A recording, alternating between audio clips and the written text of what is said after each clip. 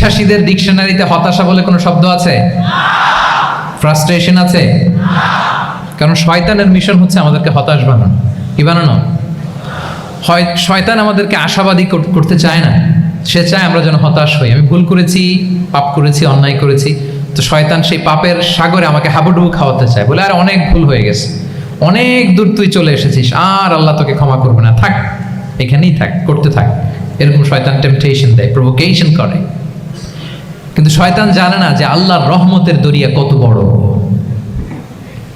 শয়তানের মিশন হচ্ছে আমাদেরকে হতাশ বানানো, আর আল্লাহর বাণী আমাদের হৃদয়ে আশা জাগায়, আশাবাদী করে তোলে। আল্লাহর এই কিতাবের, কোরআনের প্রতিটি আয়াতে পরতে পরতে পাবেন আপনি মোটিভেশন, ইন্সপিরেশন। আল্লাহু আকবার।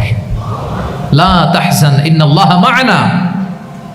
মনকে তুমি বুঝিয়ে বলো আল্লাহ আছেন আমার সাথে। জাহাঙ্গীরনগর বিশ্ববিদ্যালয়ের আমার সুপ্রিয় শিক্ষার্থী বন্ধুরা, এই বাক্যটি নিজের জীবনের জন্য, নিজের জীবনের সাথে সেট করে নেন। মনকে তুমি বুঝিয়ে বলো আল্লাহ আছেন আমার সাথে। বিপদে আপদে, আমাদের লাইফে আপস এন্ড ডাউনস থাকে, সব মুহূর্তে আমরা এই কথাটা খেয়াল করব যে কেউ যদি আমাকে হেল্প করার জন্য নাও থাকে, এক মহান সত্তা আছে, তিনি কে?